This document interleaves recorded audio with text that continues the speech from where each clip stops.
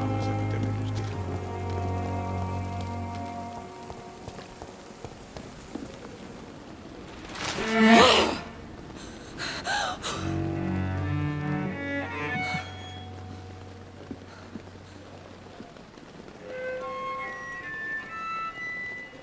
I would ask you to avert your eyes, sir. Or did you not know it was rude to stare? I knew it. Speak up, Dr. Reid. I like a man who speaks his mind. Hiding your true appetites behind a facade of compassion. Bravo. Very clever indeed. Spare me your sarcasm, Jonathan. You are but newly born in this world.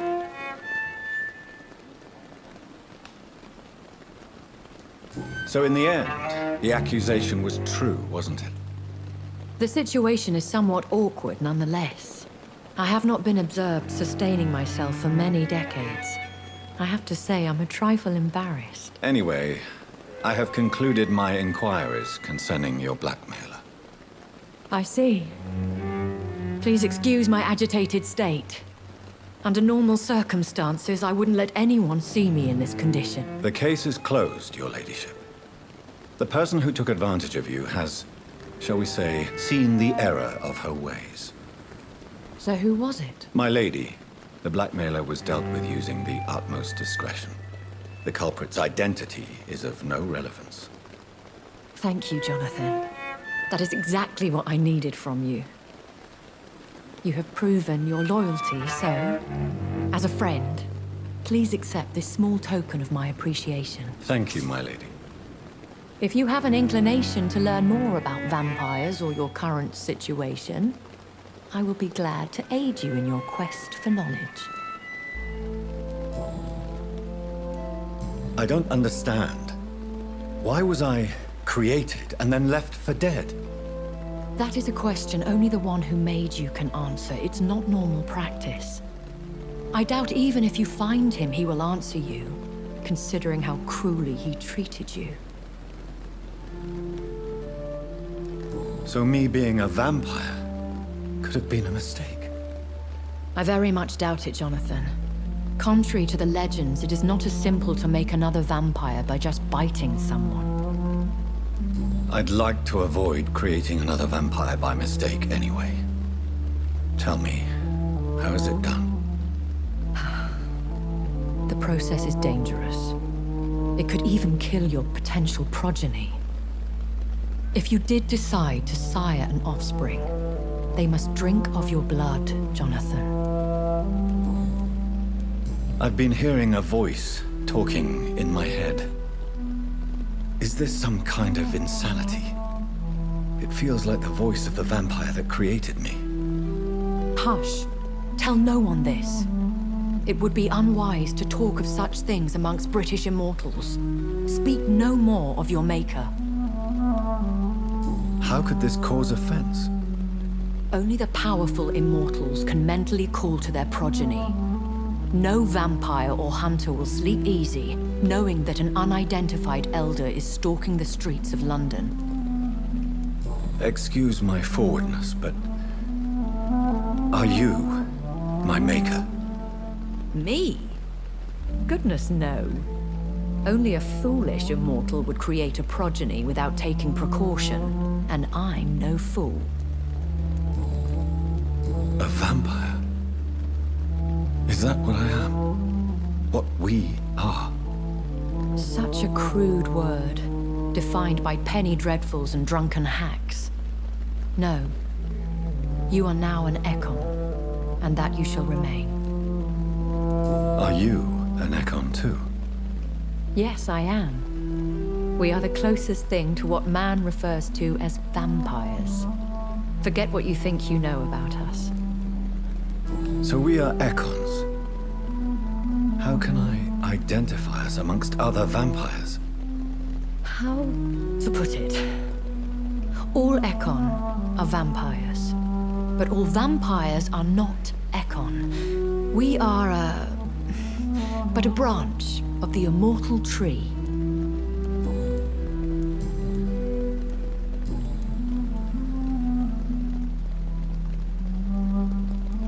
Why did you save me in the canning factory? I could hardly stand by and watch such a promising young blood as yourself be torn to shreds by some gutter scowl. What type of vampire is a Skal? Not a true vampire. The deformed offspring of lesser vampires. It is a shame these creatures run wild, slaves to their baser instincts. William Bishop wasn't the vampire that created me then?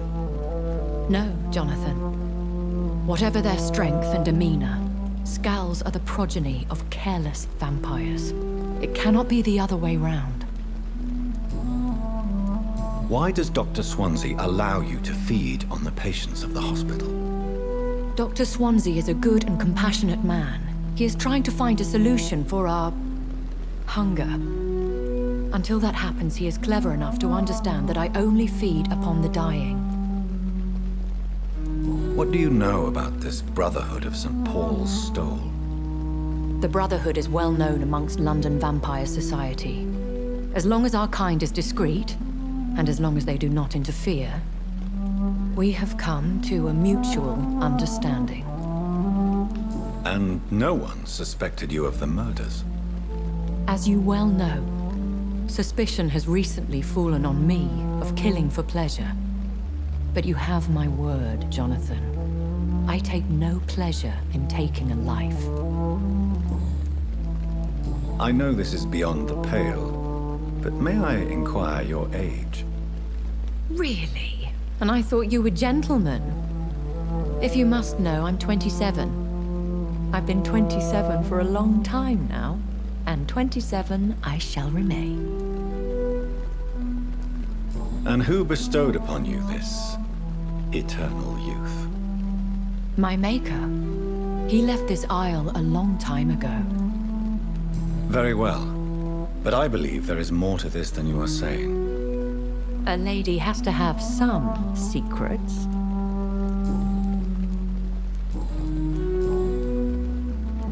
Are there many vampires here in London? Immortals are of a rare breed, and we often tend to hide.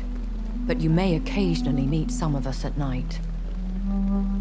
Will they all be as affable as you, my lady? I do not see why not. But remember, even the shark smiles before he bites. That sounds like a lesson from experience. Vampire politics are as intricate and sometimes tedious as a game of chess in a gentleman's club. I've learned from experience it is best to decline to play. Do you know any of them? Have you an idea of the identity of the vampire who attacked me? You mean your maker? No, Jonathan, I have no clue. But I fear he or she is as careless as cruel. To let you discover your new condition by yourself. What do you mean? Every now and then, you may discover an immortal in the deep of the night. But we are a rare and reclusive breed. Our progeny is almost never accidental. I've been away from London and England for 3 years. This isn't the city I remember. Things have gone from bad to worse here, Jonathan. I've lived in this city for a long time, and I've never seen it like this. The Spanish flu has hit London that bad? Yes, but it's not just that. I've heard things. Things I've not heard for a very, very long time. There are whispers in the shadows. Something far worse than the Spanish flu is here in the city. What is it you fear? Fear has long since flown this form. But there is something malevolent circling us. I feel fear is merely waiting in the wings. When I awoke, changed, I was chased and attacked by vampire hunters. Prepared and well-trained. Though I can't be certain, more than likely it was the once glorious Guard of Priwen. You make them sound like some sort of cult. More a society, and like all the best ones, a secret society. I thought them almost gone, but it seemed they have been recruiting. Once glorious, but still dangerous. They have seen better days, but all fanatics are dangerous. You would be wise to stay clear. They are sworn to destroy our kind. I bid you farewell. For now, my lady. I must quickly analyze the blood I took from Nurse Crane's patient. If only there were more of us. Less resignation and more determination. I know I can. Perhaps I should have considered the offer from that Callaghan fellow.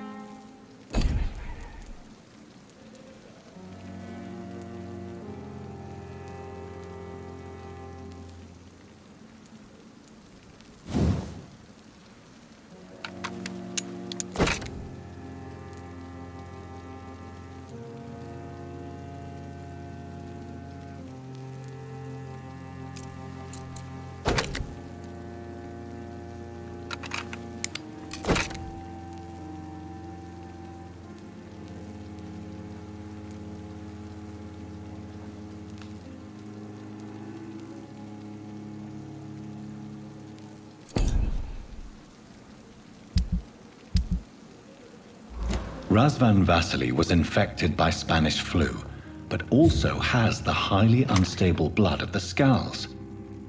Is the London vampire epidemic transmitted through the flu? I should talk to Dr. Swansea about it.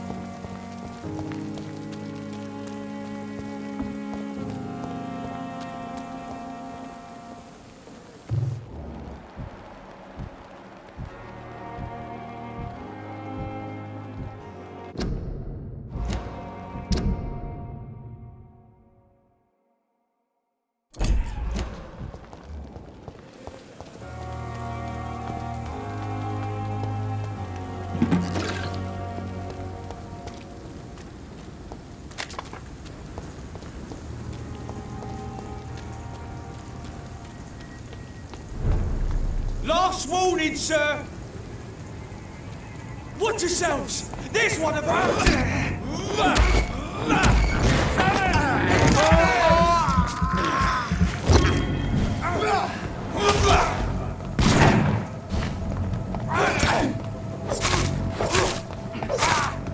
Fuck, it's fast!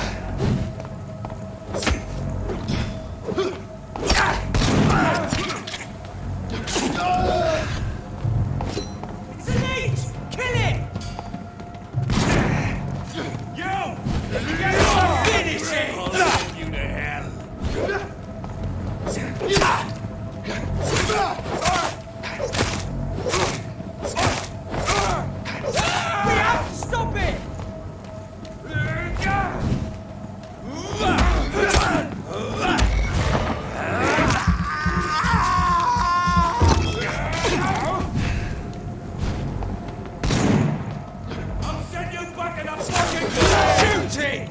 all you deserve.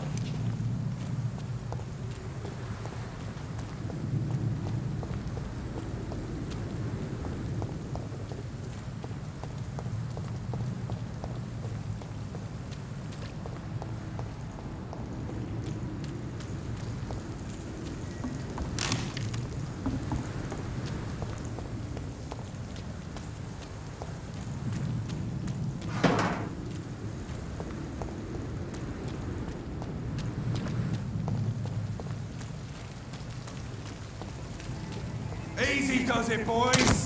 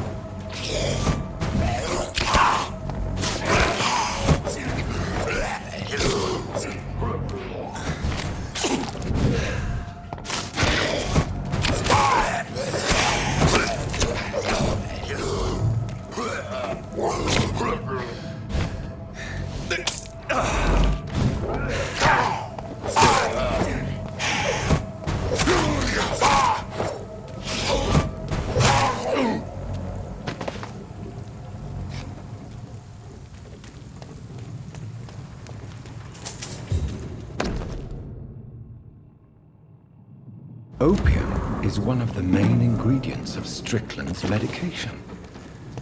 Never a good move.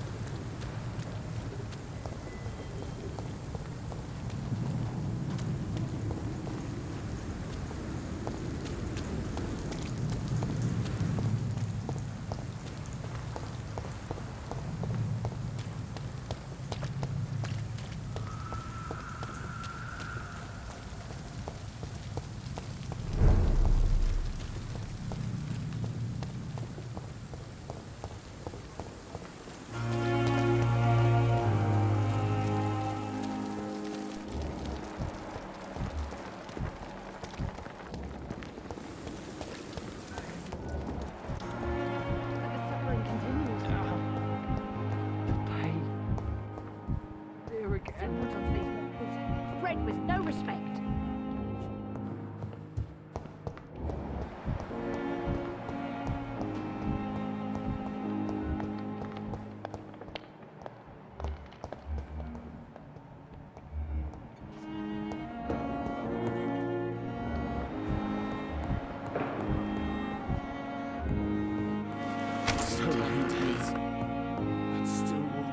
Good evening. I'm Dr. Reid. Can I help at all? No, Really? Why are you here then? I don't want to talk. My throat hurts too much. I suppose that this pain is the reason you're here. Is someone taking care of you? Yes. And no. Could you at least tell me your name, sir? Mortimer. Mortimer Goswick. Do you need any help? I'm afraid I may, sir. I don't mean to be a burden. You are not a burden, sir. Healing you is my responsibility. And you have my gratitude for that. How painful is your throat, Mr. Goswick? So painful I'd rather not talk at all, Doctor. I'm sure you realize a doctor and his patient have to communicate, sir. Would it help if I gave you some paper and a pen? Not really. I see. Then maybe it's not just your throat that hurts, Mr. Goswick. Perhaps your sore throat is just the consequence of something more hurtful. Yes, maybe. But I don't want to talk or even write about it now.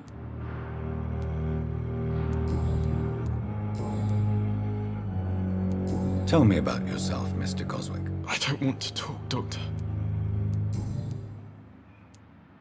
I have to go now, sir. But don't hesitate to contact me if you need any help. Good evening, sir. Doctor. Still more coming. Good evening, madam. Can I help you? It's my son who needs you, sir. I'm Dr. Jonathan Reid. How can I help your son? I'm Beatrice Goswick, mother of Mortimer Goswick. Could you check on him, please, Dr. Reid? I've heard much of your talents as a physician.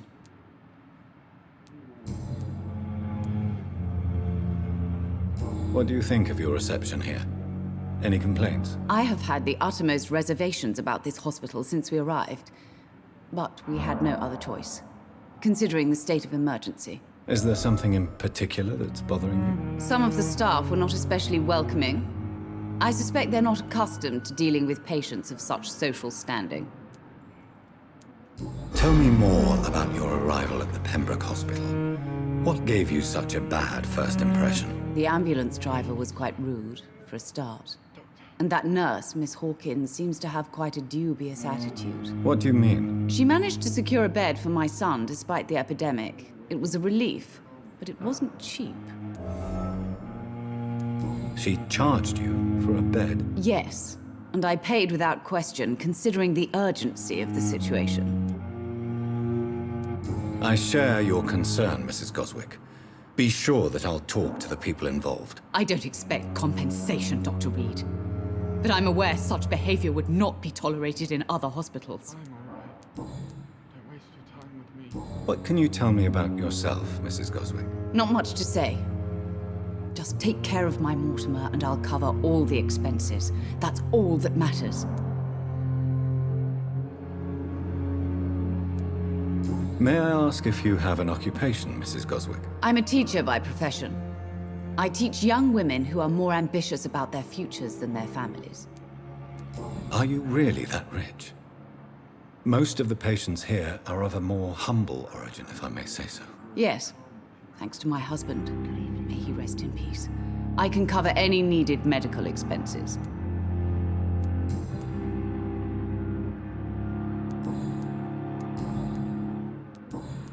Goodbye, Mrs. Goswick. I'm alright. Don't waste your time with me. I will not let you down, my boy. I'm so tired. Will this shift never end?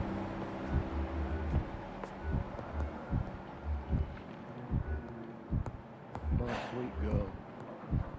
Reads me like a book.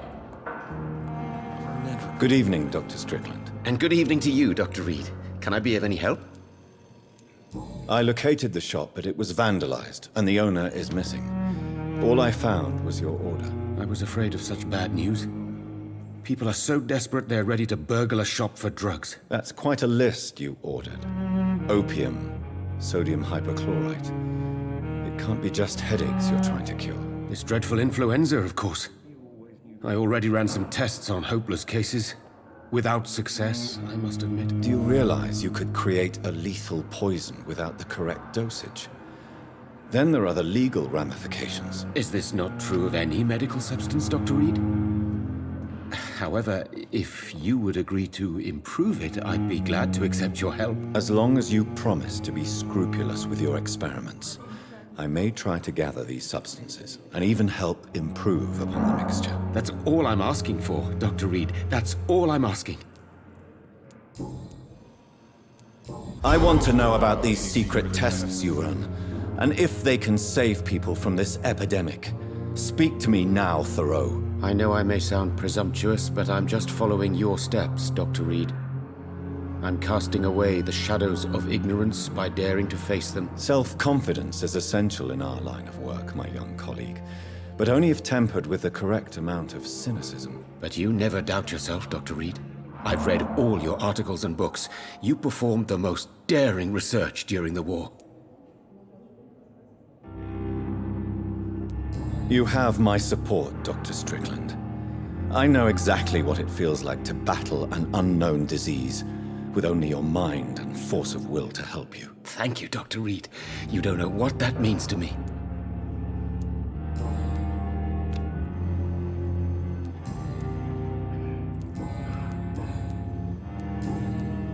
Goodbye, Dr. Strickland. This hospital seems to be... I can't let Strickland put his patients at risk with opium. Perhaps an adjusted formula will deliver more of a placebo effect. Good evening, sir. My sweet girl.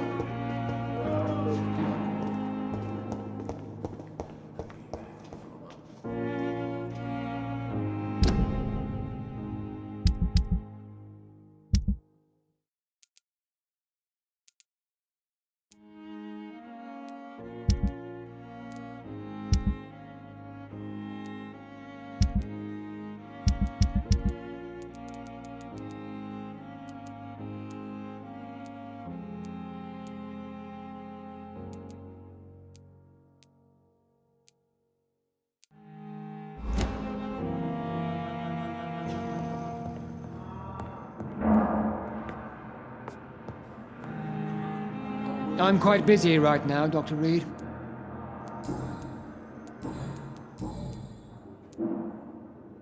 Do you think Dr. Strickland has any chance of curing the Spanish flu by himself? His wish to cure the sick is not driven by pride, but by an idealistic view about our mission here. Honestly, I don't know which is worse. You consider him a good practitioner, yet you will not report his methods. Strickland may be a rival, but I will not use dirty tricks or regulations to prove him wrong. We are doctors, not politicians.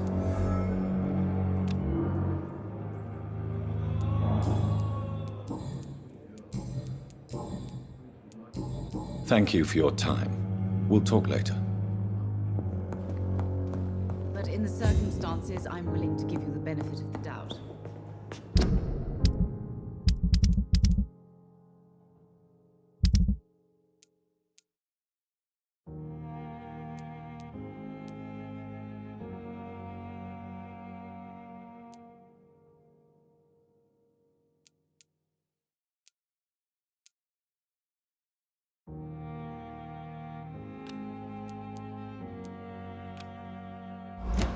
I'm alright. Don't waste your time with me. I will not let you down, my boy.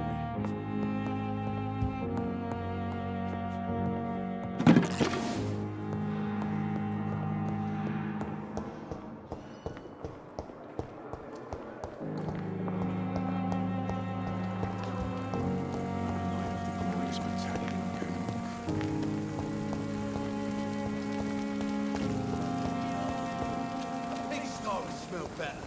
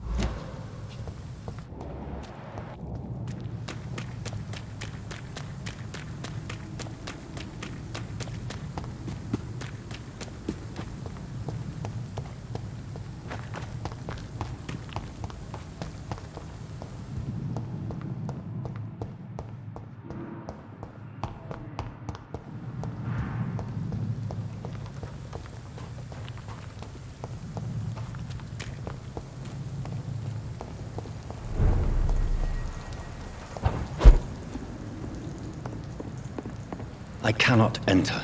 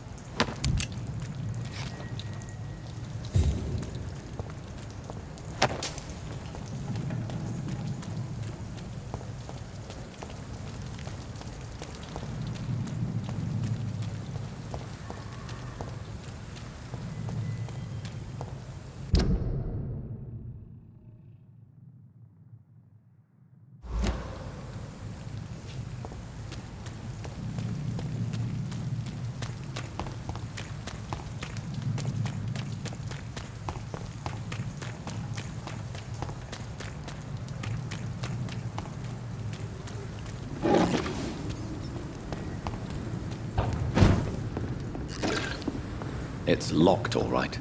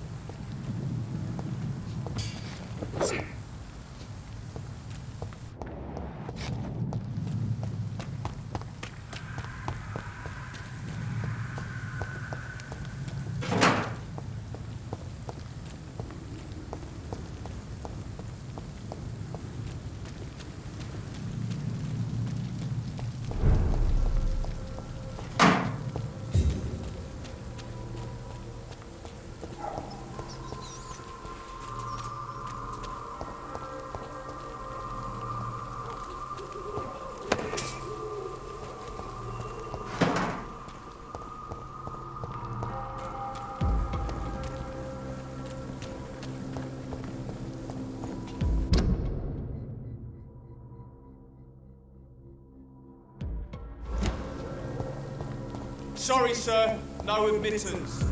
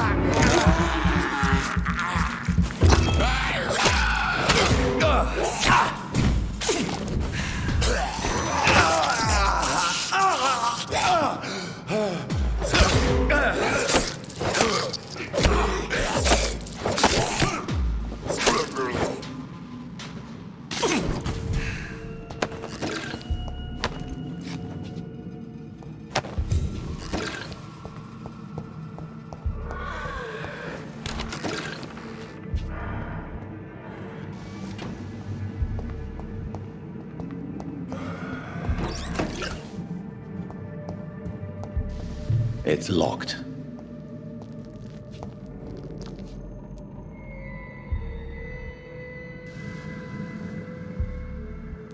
Multiple abrasions and scarring on the arms and legs. Old and distinctive injuries of a sailor or a fisherman. Traces of a pinkish foam at the corner of the lips. Some sort of drug overdose, perhaps? The chest was originally opened to perform the operation. The sutures are clean, but the chest has been reopened. A puncture over the left lung, possibly a chest tube insertion. Not the cleanest work, but I think it was successful. Signs of internal bleeding. So, Dr. Tippett's anesthetics were incorrectly dosed, causing the patient's death. And then he tried to operate on him again. Tippett has made an egregious error. It's time we talked.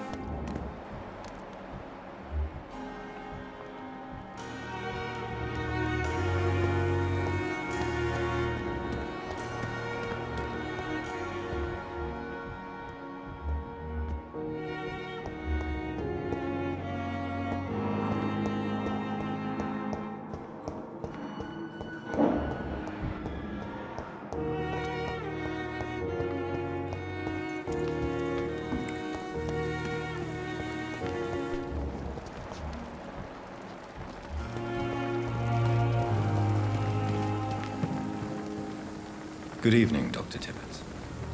Dr. Reid, any good news to share?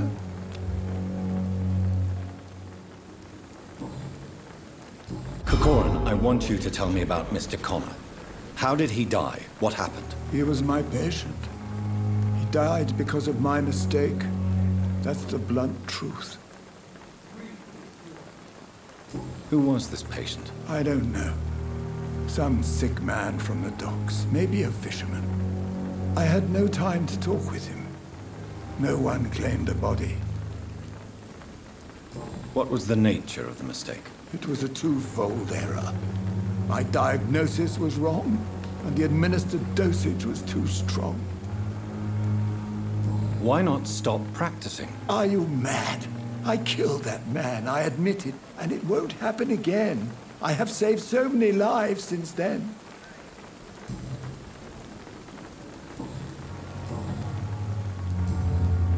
Goodbye, Dr. Tippett.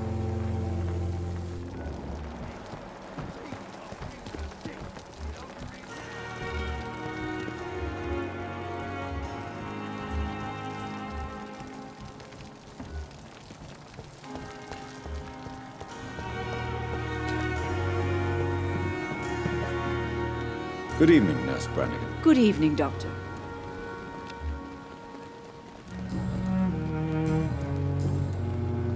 Tell me what Dr. Tippett did. I know his mistake caused a patient's death. If I had not covered up his error, Dr. Tippett would have been fired from this hospital. I could not let that happen. You can't allow your emotions to dictate your conduct concerning patients, Nurse Brannigan. Look around you, Dr. Reid. Do you really think we can afford to lose a brilliant practitioner like Dr. Tippett's in our situation? Perhaps you did it with the best intentions, Nurse Brannigan, but you took a great risk. Must I remind you that a man died? You mean you've never made a mistake? Never covered your tracks? Come on, Doctor. I wasn't born yesterday.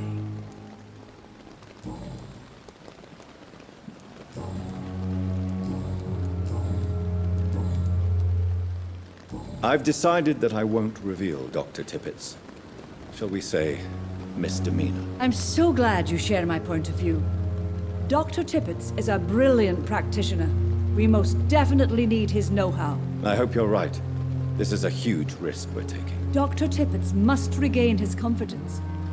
Please, keep this decision between you and me. He doesn't need to know you found out.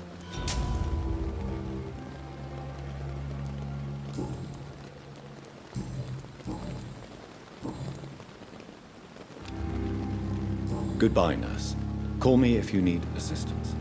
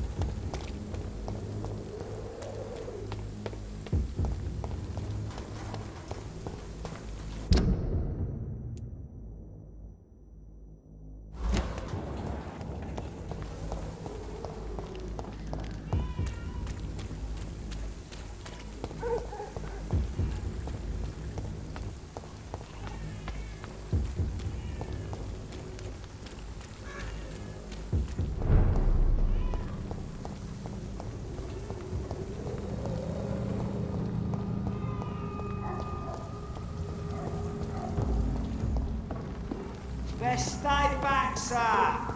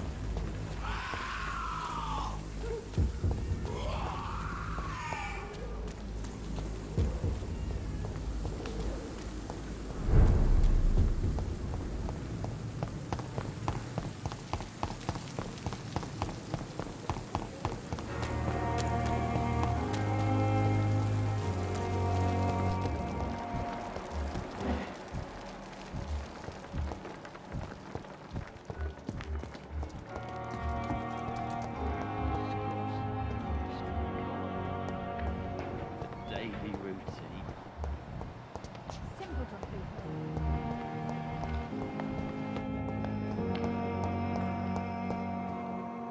Good evening, Miss Howcroft. How are you tonight? I need blood, Doctor. Warm, rich, vibrant blood.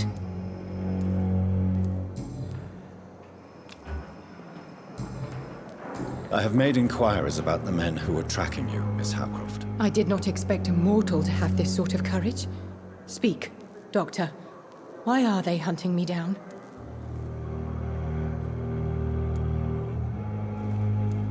It was a misunderstanding. These hunters were in fact looking for a very different creature, but they mistakenly put their sights on you. I knew it. I have become undone. Those hunters have discovered me, but they don't know what I'm capable of. If you'll accept some advice from a petty mortal, I think you should assume a low profile and just quietly disappear into the shadows. You are right. And you have served me well, mortal.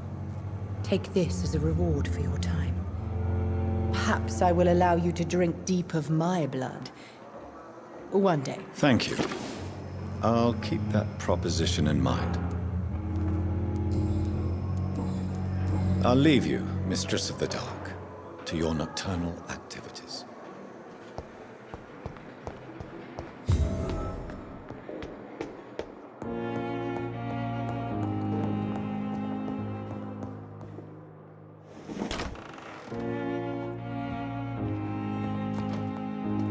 Evening, Edgar. Could I get your professional opinion? Please speak, but I have something important to tell you. This strain of flu, it's very different from the one I saw in Europe. It's downright peculiar. Really? What makes you say that? I've just looked at the blood of one of our recently deceased. I see. Do you have anything more to go on? This disease spreads and looks like the Spanish flu, but its effects differ greatly. The London strain is different from the continental one. This is very interesting. Did you find something else? Yes. Unlike the flu, the infected begin to show an increase in outwardly aggressive behavior. More than simple agitation. Once docile people become violent. You mean like rabies? Is there a chance we could create a vaccine, Jonathan, like Pasteur? By the stove, that would be smashing. There's a lot we're not seeing here, but it is spreading, and quickly. If we don't act, the whole city could be lost. But Jonathan, we've a fantastic opportunity sitting right here in front of us. A weapon of choice. What on earth do you mean? Why, you, my dear boy. With your expertise and your blood, we could isolate the properties that course through your veins. Think about the possibilities.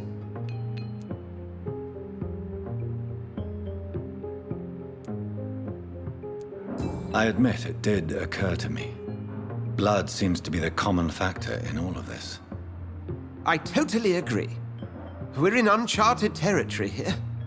Maybe it's just wishful thinking, but imagine the possibilities. We'll discuss this more later. Thank you for your time. No, thank you, Jonathan. But as I said, I needed to talk to you. I have some rather bad news. Yes? I'm afraid it's your sister. My sister? She's to be buried this evening at Whitechapel Cemetery. Your mother published the obituary this morning. I see. I'm sorry, Jonathan. Please accept my condolences.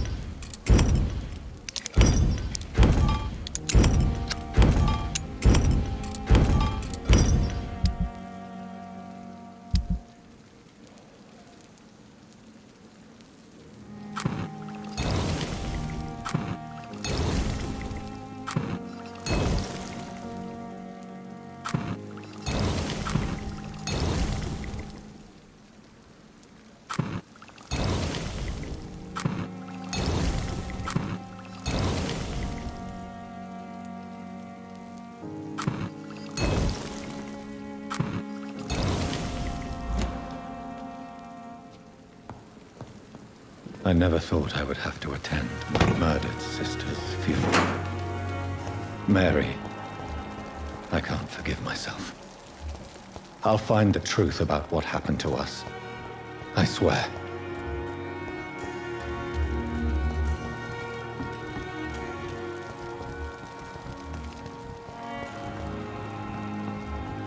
Pembroke is so lucky to have Dr. Reid, you know.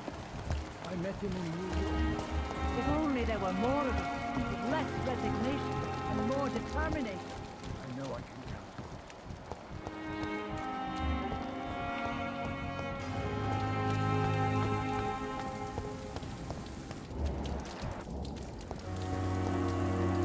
Good evening. Evening, Dr. Reid.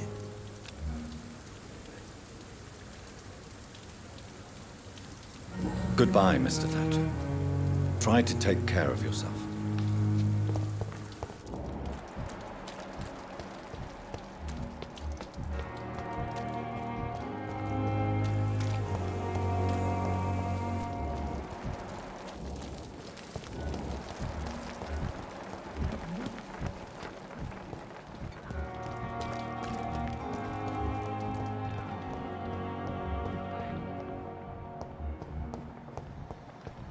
Come now, we can handle this.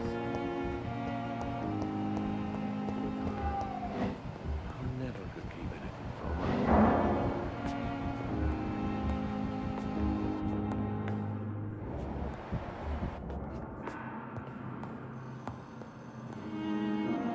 her. Good evening, Mr. Fiddick. Good evening, Dr. Reid. Any news about my operation? Goodbye for now, Mr. Fiddick. I'll see you later. You always knew calm the children, Ellen. As for me, what a blundering idiot.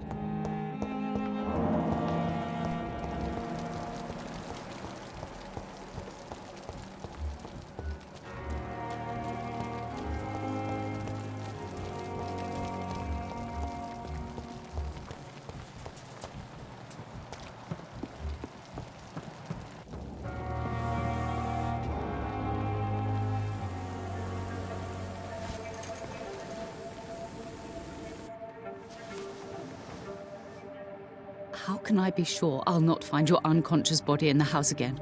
I promise you, you'll not find my unconscious body. For God's sake, how can you say such a thing? How can you refuse to listen? I tried to warn you for so long. No, I won't let my only son die. You promised me you'll stay alive. Your son lied to you, like the whole world lies to us.